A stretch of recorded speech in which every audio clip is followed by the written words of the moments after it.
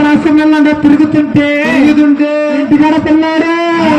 అమ్మ పాలు నాన్న పాలు అమ్మ పాలు నాన్న పాలు అంటున్నాడే. మామా అమ్మ పాలు నాన్న పాలు అంటే అంటే మీ అమ్మనిచ్చే మనిషి కదా. అమ్మని ఈ అమ్మ పిడిచొచ్చేసిందరగా అవి అంటారు బూతులాగా తాగుతారండి మా అమ్మాలండి పింగులు నా గొల్లికి అలాగని కదిలే కదా పిల్ల మా అమ్మ పాలెత్తమంటే 60 సంవత్సరాలు వచ్చి జగనన్న దగ్గర పిండి తెచ్చుకుంటుంటే మా అమ్మ పాలెత్తమంటే మామా పాలమ్మంటే మీ అమ్మనమ్మని కాదు మా అమ్మనమ్మని కాదు డబ్బా కడిగేసి పాలు పోసి ఊట్లో పెట్టిన పాలు ఉన్నందుకే మీ అమ్మకి మా 20 గొల్లిగే కన్నా ఇంగిరి మంట గూట్లో పెట్టి పాల నా పాలనికి తాగేసి